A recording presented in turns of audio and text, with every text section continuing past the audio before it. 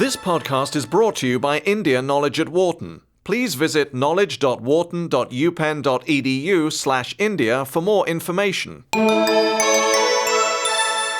Inclusive growth, infrastructure development, and collaboration in science and technology were the major themes discussed at the recent Global Partnership Summit organized in Washington, D.C. by the U.S. India Business Council. Business and political leaders from both countries participated in the event, which also marked the U.S. IBC's 33rd anniversary. India Knowledge at Wharton spoke with business leaders at the event about the challenges they face doing business in a rapidly globalizing economy. Our guest today is Sunil Bharti Mittal, Chairman and Managing Director of the Bharti Group. Mr. Mittal, thank you so much for joining us today. It's my pleasure. You started in business in 1976 at age 18 with $1,500 that you borrowed from your father. I believe your first business was making bicycle crankshafts. Could you tell us about your earliest entrepreneurial experiences and what you learned from them? Well, as you know, I grew up, or I was raised in Ludhiana, a very industrious town, where almost everybody is an entrepreneur of some sort or some kind. And it is the bedrock of small-scale industry. And the principal industry being cycles or cycle parts, hosiery, or yarn to make knitwear, and light engineering items. And coming out of college with that small amount of capital, one could only do what was allowed in the ecosystem there, and I decided to manufacture bicycle parts, in particular crankshafts.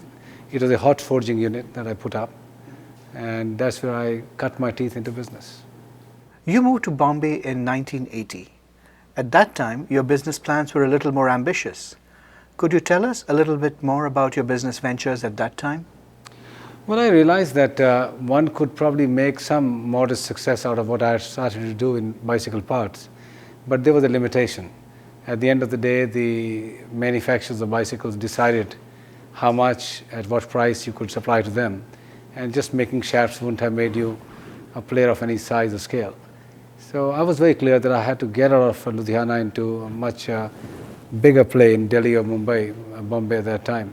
And I spent about 2-3 years in Bombay importing a variety of products, steel, brass, zinc, zip fasteners, plastics, and eventually brought India's first portable generator.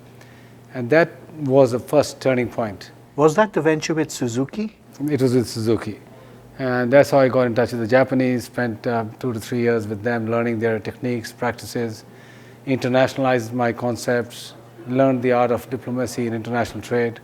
So I would say that was the period which gave me opportunities to, on one hand, earn some significantly higher amounts of money than I could have done in cycle trade, and more importantly gave me that independence and experience of marketing, brands, international trade, and that held me in good stead later on. What were the main lessons you learned at that point of your career? I think 2 or 3 things. I realized very early on that you need to tie up with some large entities, much larger than yourself, and if you see from there on, the string of partnerships are all with very large companies, multi-billion-dollar corporations. So Suzuki, AT&T, Siemens, Lucky Gold Star at that time now, LG, and Suzuki Motor Company was there, of course. British Telecom Italia. So that is what I followed. Tie up with large companies, and it's easy to say, but large companies intuitively don't, ally with small companies or entrepreneurs. So one had to persuade these large companies, show them the Indian market, your high governance structure despite being a small company, and give them the comfort to join hands with you to exploit and come into the Indian market together. How did you enter the phone business? Well, that I would say was a happy stance. In fact, you can call it an accident because the government banned the import of generators. And one fine day there was no business. All the business that I developed was gone. And my beat was Japan, Korea, Taiwan. I went back into those areas looking for a new product. And one of the theories that I built around my entrepreneurship was do things that have not been done before. Because if you're competing with the big boys in areas where they are strong, there was no chance for us to succeed. And in my quest to now look for the next big breakthrough product, which also didn't need too much capital, was met in Taiwan in a trade fair when I saw push-button telephones. And I brought India's first telephone set replacing the rotary phones. And that became a huge success. And my romance with telecom started thereafter. So it went on to cordless phones, answering machines, fax machines, and then India's first mobile phone. India in those days was such a highly regulated market and an especially challenging environment for somebody who wanted to be innovative. How did you navigate your way around those currents? Tough, but as an entrepreneur, you get trained on everything. You understand import policy, customs book, excise laws. You practically learn to do everything yourself. And you hit roadblocks, you have difficulties, but I had opened my own LCs, cleared my own consignments, taken the material on trucks myself to the market. So an entrepreneur gets a huge amount of experience. And then you also know how to deal and move into their system. And the good news is that my excellency in the entrepreneurial area truly started happening alongside the breaking down of these barriers. More the barriers dropped, more we surged. So 92 in that sense was the turning point when the Narasimha Rao government, along with the now Prime Minister Manmohan Singh, then Finance Minister, decided to open up. About 10, 20 of us young entrepreneurs really moved in. And each one of us have created a fantastic business out of that. So in concrete terms, how did the business environment change so that it allowed this entrepreneurial surge to happen? Telephone manufacturing, completely regulated, what you could import, what you could not import, how much you could manufacture. I got my first industrial license to make cordless telephones. It had a limit of 2 crores of sales. I mean, it's ridiculous when you go back. It's $500,000 today. You could not manufacture more than 2 crores of sales. Now, if you see that number, what does it mean? Subscale operations, small, tiny factory, and you don't manufacture telecom products like that. No, it's not a small-scale factory that you can put up. And suddenly one day the government said no licenses are required. From controlling what you could do, it was gone one day. And that, to my mind, was the first time when the entrepreneurial energies were released into more constructive arena of marketing, branding, doing the right things. In just about 10 years, you have built Bharti into India's largest mobile operator. How did that come about? And what are some of the main lessons you learned from your experience that could be helpful to other entrepreneurs? Well, I think very clearly we could have never claimed that we had more capital or better technologies because everybody was buying the same technology. It's GSM, it's a set standard. We couldn't claim that we had a massive brand or distribution strength in the market. The only thing that we needed on our side was speed, and we used that to great effect. We were in the market ahead of competition. We brought new products in the market ahead of competition. We rolled out our networks. We begged, borrowed, stole, put things out. And while they were never near perfect, they were there first. And that gave us, to my mind, a lot of advantage. So our theory was, if you're caught between speed and perfection, always choose speed. And perfection will follow, because we never waited for a perfect positioning, because in business you don't have the time, especially if you're small, you can't do it. And the large companies took their own time. They were months behind us, and that made us pick up a market niche for ourselves, which in turn made us big. How did you position yourself against your competitors? Was your strategy based entirely on speed, or did you also have other tactics? No, I think one thing was we were very, very passionate about our business. This was the only business we were doing. And other competitors had other businesses, and this was one of the new businesses they were starting. And speed, new products into the market, close to the customer, knowing what the customer wants. I think we lived that whole space ourselves day in, day out, and that made all the difference. How do you see Bharti's future in the mobile industry? I know you tried recently to merge with MTN in South Africa, but that merger didn't work out. What were your strategic goals for that merger, and what else might you be considering for the future? Well, we believe that while India is not done, in as far as rolling out networks, the process is done. We'll keep on adding 2.5, 3 million customers a month until we get to a point where India has 700, 800 million customers. Management teams are in place, brand is very strong, distribution is in place, company has no debt. So India is done. Now, what does the senior management team do? You have to create new opportunities of growth. And they lie in other emerging markets. They're for Africa, Middle East. And we have today a business model which is the best business model in the world, lowest costs with the highest quality. And I think that model is ready to go out. So we would like to, whenever we get an opportunity like MTN, to seriously attempt for putting some assets together.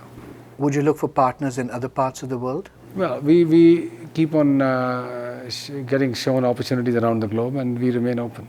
Let's turn now to the retail industry, where you have a partnership with Walmart. Help me understand how you evaluated the retail opportunity and what your thought process was in making the decisions you did. Well, we wanted to do something more in India. As we grow telecom outside India, I think there are other opportunities in India. And one of them we felt was in the area of retail. And India's retail needs to get organized, and it will one day. It may take its own time, and everything in India does take time. But we will organize the retail to a point where over $100 billion will come through organized retail stores. And we had opportunities to tie up with Carrefour, Tesco's, and Walmart. And in fact, we were almost on the signing stage with Tesco when the Walmart meeting started to happen, and we liked Lee Scott's model. We liked the same low-cost delivery mechanism, values of Sam Walton. So I would say that we are very, very pleased to have entered this area. It has its own issues. Like telecom, this has the resistances built in. There are barriers, there are issues. And we enjoy probably dealing with these issues. Speed was the hallmark of your experience in the mobile industry, but of course the retail market is very, very different. How do you deal with those challenges? It's frustrating. I think I must confess that it's going much slower than what we originally thought. Speed is still what we like, but this is now a large company. We have tie-up with a large company. They believe that you need to tie up a lot of loose ends before you launch yourself. And the first 3 stores that have opened up in assistance with Walmart demonstrate that planning does make a difference. So we are spending a lot of time planning. It's not wasted time. The supply chain is being built. First distribution center has come up. The 3 stores are having infill rates of 95% and are having sales per square foot of 30-40% higher than the other top 2 or 3 other operators in the country. So start is good. It is surely slow, but I think you'll start seeing some action fairly soon. Are any political changes needed to make that happen? Well, FDI must be allowed. We would rather have Walmart right in there with equity rather than providing franchise support from outside. Yes, we would like FDI to open up. You have been quoted as saying that India needs a football revolution. So how exactly would that come about? Well, I mean, it's a shame, and in some sense saddens my heart that a country like India does not have any representation in the world soccer. And it's a sport which is watched by largest amount of people in the world. We're talking about hundreds of millions of people, topping over 1 billion people who watch soccer. Did you play soccer growing up? No, we played everything as kids in the middle class families do. But I wouldn't say football was my main sport, but it is of one of my sons. Both my sons play, my nephews play, and my son plays fairly competitive football. I enjoy watching it with them. And it's also, to my mind, a sport which can create a revolution of sorts in a country like India very soon. One ball, one open field, few kids, and it starts off. There are no expensive kits or equipment required to support this game. And I also believe that India had football base earlier on. In 1950, they were in the World Cup. They could not play it because they didn't have shoes, and they refused to wear shoes, and they couldn't play. And that was the last time India ever reached that point. And I see no harm in giving it one serious shot of getting an Indian team into 2018. I personally believe we'll get there. 10 years is a good time for us to plan. Cricket has received quite a shot in the arm with the formation of the Indian Professional League. Is that in the cards for football? Yeah, India is a cricketing nation. It's a cricket-mad nation, and I think we need an alternate sport. We need something else outside cricket. And will football have its own Premier Leagues? It will certainly have. In fact, the IPL is a copy of English Premier League, and that's the fundamental basis of football. And yes, we will see something on those lines. It will take a long time for people to switch from cricket to football, but younger people are watching a lot of international soccer.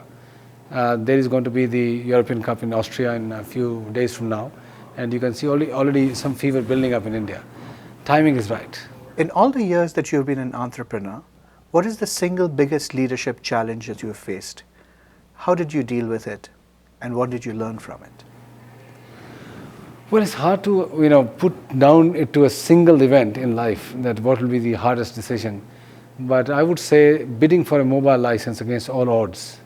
In 1992, when I was a rank outsider, there was I think the total sales was about $5 million in all.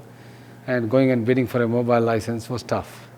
But we persevered, we went into it against the mights of the biggest in the country and the world, and we ended up getting a license. And more importantly, not only a license, we rolled out India's first network and have now become the largest. So that starting point of having the, in a sense, defiance of the logic of, this is only for the big boys, this needs deep pockets, don't even look at this. That defiance of the conventional wisdom, to my mind, was very important. And in your mind, being determined to challenge that thought that you can't do it as a young entrepreneur. Mr. Mittal, thank you so much for joining us. Thank you. For more information, please visit knowledge.wharton.upenn.edu/India.